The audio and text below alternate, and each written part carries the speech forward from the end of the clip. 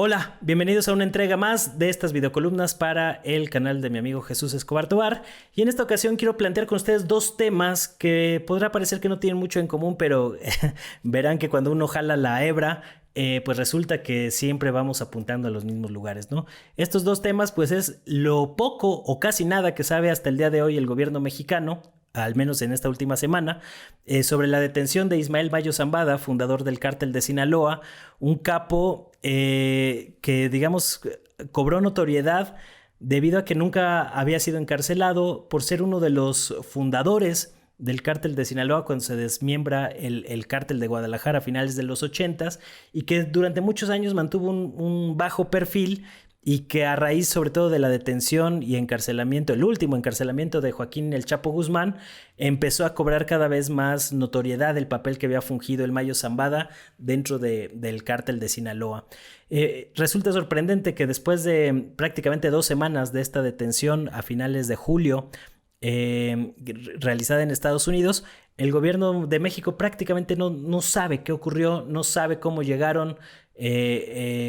tanto Ismael Mayo Zambada como Joaquín Guzmán López, hijo del Chapo Guzmán, que también fue detenido en esa misma operación, en lo que parece ser, y es lo que ha mencionado el mismo López Obrador, una entrega pactada por parte de estos capos tras una negociación y acuerdos con las agencias estadounidenses. Es increíble que a pesar de que el narcotráfico ha sido un tema utilizado constantemente por el imperialismo estadounidense para ejercer presión sobre países como México y otros en América Latina, caso concreto de Colombia, la detención de un capo de esta magnitud, todavía hay muchos cabos sueltos que no se han podido esclarecer del todo. Es muy posible que con el paso de las semanas vayamos encontrando cada vez más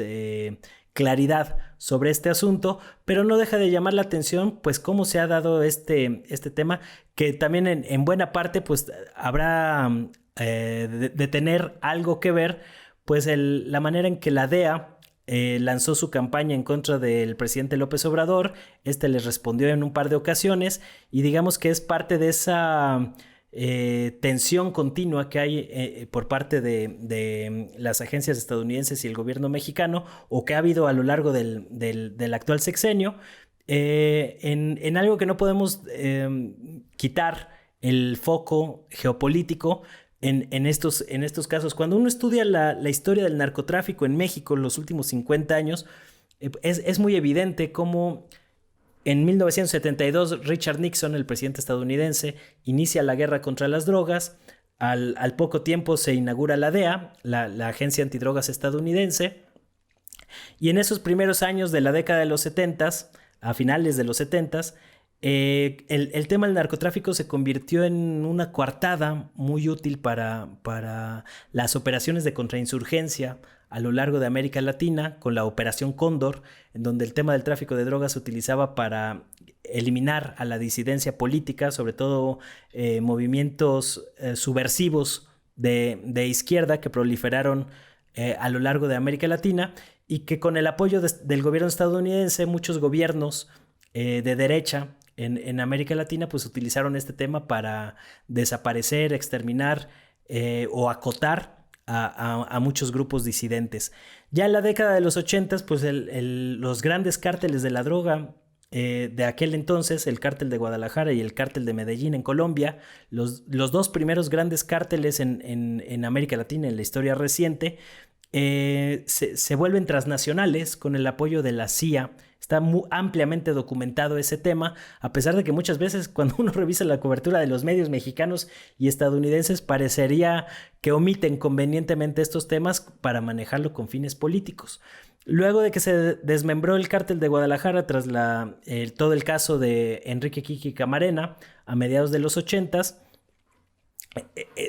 digamos, las estructuras de este cártel de Guadalajara que se quedan descabezados sin Rafael Caro Quintero, sin Miguel Félix Gallardo, que era el gran capo de la época, empiezan a resurgir otras organizaciones, y entre ellas el cártel de Sinaloa con Ismael Mayo Zambada. Es evidente que durante todos estos años el narcotráfico ha sido utilizado por el gobierno estadounidense como una medida de presión en contra de México, y lo han hecho saber desde cada vez que intentan presionar políticamente a algún presidente o gobierno mexicano, juegan con la carta de los cárteles de la droga. Le pasó al mismo Carlos Salinas de Gortari con la presión tan grande que hubo por parte del gobierno estadounidense en la década de los 90 en contra de Juan García Ábrego, el ex líder del cártel del Golfo. Y me parece que mucho de eso también hay con el tema de la detención y el juicio en contra de Genaro García Luna. Es una medida con la que el gobierno de Estados Unidos trae cortitos a los presidentes mexicanos a través de estos tipos de acuerdos criminales, aun cuando en los juicios que se realizan en Estados Unidos,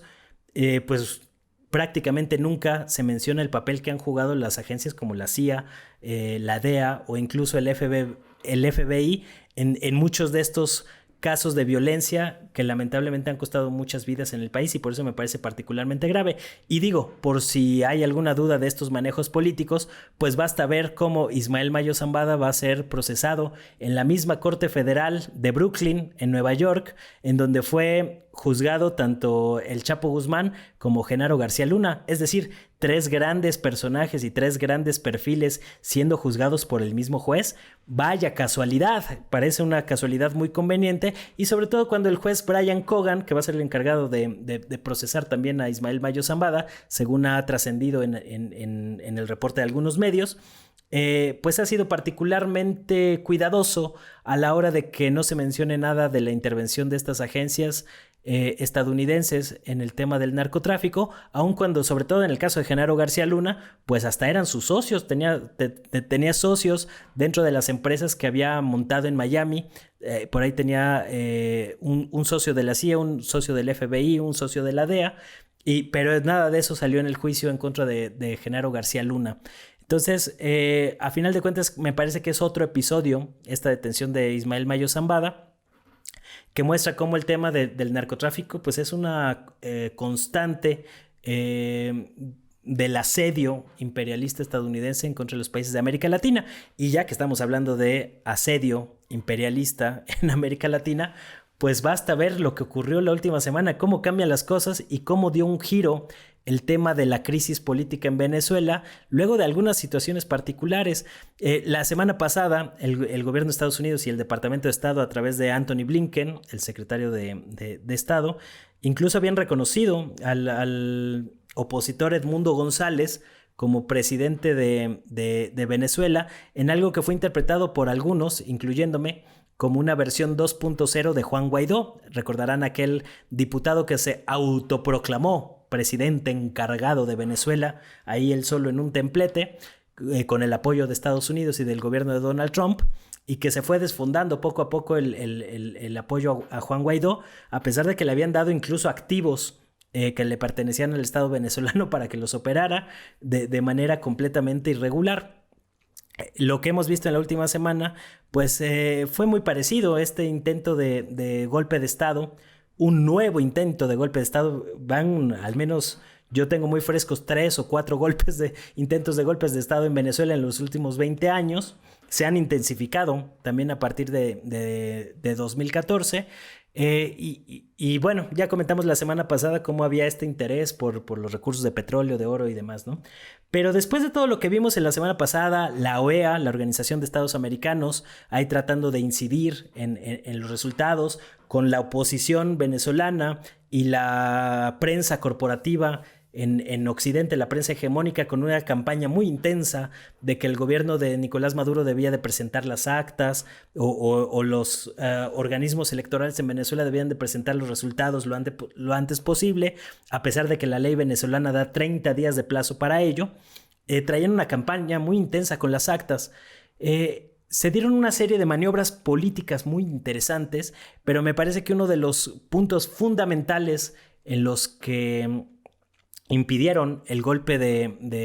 intento de golpe de Estado en Venezuela fue la intervención de México, Colombia y Brasil en esta jugada que realizaron Andrés Manuel López Obrador, Gustavo Petro, presidente de Colombia, y Lula da Silva en Brasil, en la cual no reconocieron ni se prestaron al juego golpista de la OEA, como sí lo hicieron los gobiernos de Chile, de Gabriel Boric, por ejemplo, que fue muy notorio esa situación, el gobierno espurio de Perú, que ahora pretende dar clases de democracia, y todos los gobiernos que a final de cuentas evidenciaron ser títeres del imperialismo estadounidense. El caso de Argentina también fue particularmente notorio, ¿no? Entonces, ¿qué pasó? ¿Por qué el gobierno de Estados Unidos cambió tan drásticamente su postura respecto a Venezuela de reconocer al opositor Edmundo González a en los últimos días decir que no, que van a esperar, que no hay forma de demostrar que la oposición en Venezuela ganó, etcétera, etcétera? Y además de este intento o esta operación política de México, Colombia y Brasil, que digamos le restó poder a Estados Unidos dentro de la OEA y le dificultó poder operar como han hecho en otras ocasiones, como sí ocurrió con el golpe a Bolivia en 2019, el golpe de Evo Morales, en el que el gobierno mexicano tuvo una destacada participación rescatando a Evo Morales. En esta ocasión, esa situación le dificultó las cosas a Estados Unidos. Y el otro factor que me parece también muy notable fue este amago que hizo el presidente venezolano Nicolás Maduro, de que, bueno, pues si persistían en Estados Unidos con su intentona golpista, pues lo que iba a pasar es que le iba a entregar varias concesiones petroleras que hoy están en manos de compañías estadounidenses. Se ha mencionado mucho el caso de Chevron en los últimos días, pues que Maduro dijo que se iban a quitar esas concesiones a las compañías estadounidenses para entregárselas a compañías petroleras de los países BRICS, es decir, de este bloque encabezado principalmente por Rusia y China, ¿no? Entonces, me parece que ese amago ablandó a esta intentona golpista en Washington, hicieron otros cálculos y de una semana para otra dieron la vuelta a la tortilla en el discurso de manera muy drástica. Lo que terminó ocurriendo, pues fue que varios de los títeres del imperialismo estadounidense en América Latina, caso muy notable el de Javier Milei, pues se fueron de bruces, porque a final de cuentas, si van a bailar al son que les tocan desde Washington y luego les cambian la pista a la hora de la hora,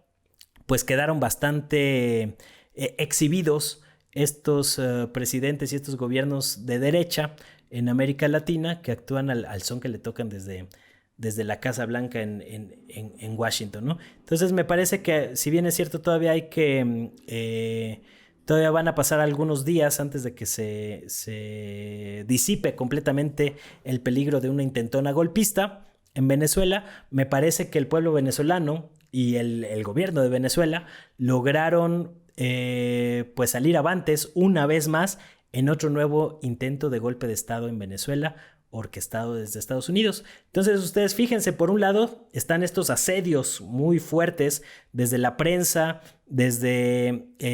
organismos internacionales como la OEA, pero por otro lado también se dan este tipo de presiones hegemónicas, pues a partir de otros medios no tan, o que para mucha gente no son tan evidentes, como son estas capturas, negociaciones y liberaciones de los grandes capos de la droga. Por ahí está discutiéndose si en el mes de agosto, se había hablado de que por ahí del 30 de agosto podían liberar el gobierno de Estados Unidos a un capo de la droga como lo es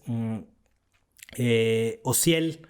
Guillén Cárdenas, quien fue el líder del cártel del Golfo a principios de los 2000 y que es principalmente conocido por ser el fundador de los Zetas, ese cártel que después se separó del cártel del Golfo y que causó muchas muertes, mucha violencia en este país. Y es increíble que a un personaje como ese no solo le hayan dado una condena de 25 años en Estados Unidos, sino que piensen dejarlo en libertad. ¿Por qué el gobierno de Estados Unidos y los políticos en Estados Unidos, a los que se les llena la boca de que el narcotráfico es una amenaza continental y que han querido incluso catalogarlo como terrorismo, pues suelta algunos de los sicarios más peligrosos de los últimos años? Y me parece que cuando uno investiga más a fondo, pues la respuesta tiene que ver con eso. El narcotráfico ha sido otro de los instrumentos del imperialismo estadounidense para ejercer su dominio sobre países de América Latina. Y lo mismo pasa por la vía electoral, como le puede ocurrir en este caso a Venezuela, pero también hay otras vías como estos negociaciones tras bambalinas con los grandes capos de la droga, lo cual se traduce en mayores armas o mayores cartas que tiene a la mano el gobierno de Estados Unidos para presionar a México sobre los temas que le vengan en gana, ¿no? Entonces, mucho ojo con esos temas, no hay que perder la mira de dónde va el foco en esos asuntos, y me parece que va a ser un tema que va a seguir todavía dando de qué hablar algunas semanas más. Entonces, pues bueno, estos son los dos temas que, aunque parezca que no tienen mucho que ver, ya ven cómo cuando uno va rascando los hilos de la madeja, suele pasar, a mí me pasa muy seguido, que acabas llegando al mismo punto de siempre. Algo que, por cierto, pues es muy poco comentado en la prensa latinoamericana, la prensa mexicana, la gran prensa corporativa en México es muy casera, y no solo casera, sino muy dócil a la hegemonía estadounidense. Entonces, pues es raro que se comenten estos temas, y por eso me parece importante comentar estos dos grandes casos a partir de una visión pues crítica a lo que pasa en el mundo, ¿no? Pero bueno, esto es todo. Espero no haberlos aburrido con este rollazo. Me habían pedido ahí en los comentarios hablar del tema de Mayo Zambada, y me pareció que esta fue una buena ocasión. Y ahí sigo pendiente a todos los comentarios que me están haciendo en el canal de Jesús Escobar. Y pues seguimos al tanto de qué otros temas les gustaría que comentáramos por acá. Yo los leo atentos, en verdad, aunque no puedo responder a todos, pero sigo atento a todo lo que comentan. Y pues por aquí seguimos dando la batalla en la trinchera mediática, y nos seguimos viendo para la próxima semana. Que estén muy bien. Chao, chao.